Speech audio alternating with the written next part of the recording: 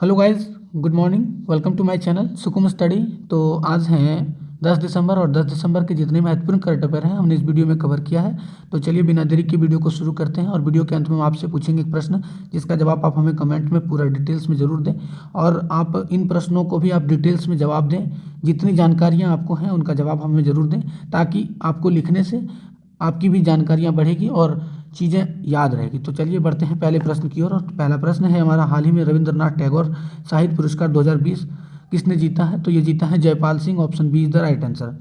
अब जब बात रविंद्रनाथ टैगोर पुरस्कार की आती है तो इसकी शुरुआत कब हुई थी? तो उसकी शुरुआत हुई थी 1913 में। और पहले भारतीय जो रविंद्रनाथ टैगोर का जो पुरस्कार मिला था साहित्य में, सबसे पहले मिला था पुरस्कार गुरुदेव रविंद्रनाथ टैगोर को ही यह पुरस्कार मिला था। तो बढ़ते हैं अगले प्रश्न की ओर। और अगले प्रश्न की ओर बढ़ने से पहले अगर आपको वीडियो अच्छा लगता है तो लाइक ज़रूर करें और चैनल को सब्सक्राइब जरूर करें। तो नए हैं तो सब्सक्राइब करें और अपने दोस्तों को शेयर भी जरूर करें। तो अगला प्रश्न है हमारा, आज का जो प्रमुख दिवस है वो अंतर्राष्ट्रीय भ्रष्टाचार विरोध दिवस है। 9 दिसंबर को मनाया जाता है ये दिवस।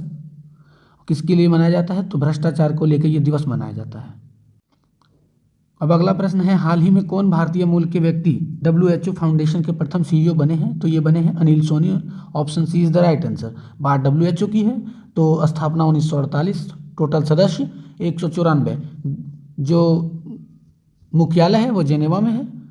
और इनके अध्यक्ष कौन है, इनका नाम आप हमें कमेंट में ज़रूर बताएं, ताकि चीज़ें हमारे साथ साथ आपको भी याद रहें।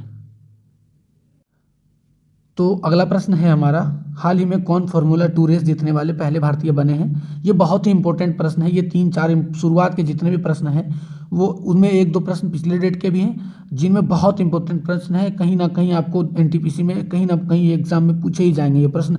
तो इन प्रश्नों को नोट डाउन करके अपने दिमाग में बिठा लें, ताकि आप इन प्रश्नों को जैसे ही आपके एग्जाम में आए तो उसे तुरंत सही टिक लगा सकें। तो फार्मूला 2 रेस जीतने वाले कौन है? तो Jehan Daruwalla. Option D is the right answer. अभी सभी इंडेक्स जारी हो रहे हैं तो एक और इंडेक्स जारी हो गया, climate change for performance index जारी हुआ है 2021 को। भारत का अंक, भारत में जो स्थान मिला है वो 10वां मिला है उनको। अब पहले जो इनके जो 3 थे, 1 से लेकर 3 नंबर का जो स्थान था वो रिक्त रह गया इस साल। और चौथे स्थान पे स्वीडन आए हैं और 5वें पे यूनाइटेड किंगडम। भारत का स्थान जो है वो 10वां रहा है। 63.98% के साथ ये 10वें स्थान पे रहे हैं। किसमें? तो क्लाइमेट चेंज परफॉर्मेंस इंडेक्स में। अगला प्रश्न है, सर्जिया पेरेज ने जीता है शरीक ग्रेट पिक्स 2020 का रेस जीता है। ये आयोजित कहाँ हुआ था? तो ये बहरीन में आयोजित हुआ था। बढ़ते हैं अगले प्रश्न की ओर। तो अगला प्रश्न है हमारा, इन्वेस्ट इंडिया ने जीता है संयुक्त राष्ट्र का इन्वेस्ट प्रमोशन अवार्ड 2020 का खिताब जीता है। अब ये कौन कौन से क्षेत्र में कार्य करती है? तो इन्वेस्ट इंडिया उद्योग, आंतरिक व्यापार, वाणिज्य उद्योग मंत्रालय के समन्वय विभाग के तहत एक गैर लाभकारी उपक्रम है। अब इसके CEO और MD कौन है? तो दीपक बगला इनका CEO और MD है। और इसका स्थापना कब हुआ था? तो 2009 में इसकी स्थापना हुई थी और इसका हेडक्वार्टर नई दिल्ली में है। तो क्रिकेट के जो फैन है उसके लिए एक अच्छी खबर है, अगली साल जो एशिया कप होगा वो श्रीलंका उसकी मेज़बानी करेगी और जून में इनका आयोजन किया जाना है। कहाँ पे? तो श्रीलंका में। और पाकिस्तान के लिए एक अच्छी खबर है, पाकिस्तान ने 2022 में ये टूर्नामेंट आयोजित करने के लिए मेज़बानी का आधिकारिक जो है वो हासिल किया हुआ है। तो अगला प्रश्न है हमारा, अंतर्राष्ट्रीय नागरिक उड्डयन दिवस निम्न में से किस दिन को मनाया जाता है? तो ये मनाया जाता है, option D is the right answer, यानी 10 अगस्त को मनाया जाता है अंतर्राष्ट्रीय नागरिक उड्डयन दिवस। अगला प्रश्न है हमारा, फाइबर ऑप्टिकल के जनक नरिंदर सिंह कपानी का क्या हो गया है? निधन हो गया है। तो अगला प्रश्न ये रहा हमारे, हाल ही में किस देश के स्वास्थ्य मंत्रालय ने अपने देश में सभी नागरिकों को फ्री कोरोना वैक्सीन का टीका देने की घोषणा की है? तो ऑप्शन इस प्रकार है, चीन है, रूस है, फिनलैंड है और जापान है। तो option C is the right answer, यानी फिनलैंड ने घोषणा किया है कि फ्री कोरोना का जो वैक्सीन है वो दिया जाएगा सभी को।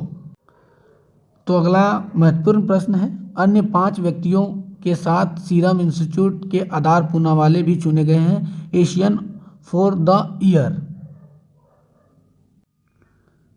तो अगला प्रश्न ये रहा, हाल ही में किस देश के वैज्ञानिक ने प्रकाश आधारित दुनिया का पहला क्वांटम कंप्यूटर बनाने का दावा किया है? तो ये किया है चीन ने। Option D is the right answer, चीन। तो अगला प्रश्न ये रहा, हाल ही में किस बैंक ने सशस्त्र सेना झंडा दिवस कोष में 10 करोड़ रुपया योगदान देने का निर्णय लिया है? तो ये लिया है, और option A is the right answer, यानी भारतीय स्टेट बैंक ने लिया है। बढ़ते हैं अगले प्रश्न की ओर, देखते हैं अगला महत्वपूर्ण प्रश्न। अब वही माउंट एवरेस्ट को लेकर एक बहुत ही आश्चर्यचकित खबरें आ रही हैं कि नेपाल और चीन ने माउंट एवरेस्ट की जो ऊंचाई है वो 86 सेंटीमीटर ज़्यादा होने का दावा किया है। पहले ये 29,028 फीट थे, यानी 8848 मीटर हुआ करता था, पर अभी इनकी जो लंबाई है वो शायद बढ़ गई है। वो दावा किया है, किसने किया है? तो नेपाल और चीन ने किया है। तो अगला प्रश्न ये रहा हमारा, हाल ही में एमपीसी के बैठक के बाद आरबीआई के अनुसार वित्त वर्ष 2021 में भारत का अनुमानित जीडीपी वृद्धि दर क्या रहेगी? तो ये रहेगी -7.5, यानी ये भी माइनस में। अब जब वर्चुअल मीटिंग रोज हो रही है तो एक और हुई, पीएम मोदी ने किया वर्चुअल इंडिया मोबाइल कांग्रेस 2020 का उद्घाटन किया है। तो अगला प्रश्न ये रहा, दिनेश्वर शर्मा जिनका हाल ही में निधन हो गया, वह किस केंद्र शासित प्रदेश के शासक के रूप में सेवारत थे? तो वो थे लद्दाख, यानी option E is the right answer, Lakshadweep, sorry. तो चलिए फटाफट देख लेते हैं आज के दिन भर की जो प्रमुख खबरें थी उसे देख लेते हैं। फोर्ब्स की ओर से जारी हुआ है, एक लिस्ट जारी हुआ है जिसमें 100 पावरफुल वुमेन्स के लिस्ट में प्रथम जो महिला थी, जो सबसे शक्तिशाली महिला वो बनी है, वो जर्मनी की चांसलर है एंजेला मार्कल। अब अगला प्रश्न देखते हैं, चीन और नेपाल 30 सदस्यों वाले सर्वेक्षण दल की रिपोर्ट के मुताबिक दुनिया की सबसे ऊंची चोटी माउंट एवरेस्ट की ऊंचाई जो है 86 सेंटीमीटर बढ़कर कितनी हो गई है? तो ये हो गई है 8,848.86। बढ़ते हैं अगले प्रश्न की ओर, और अगला प्रश्न है हमारा,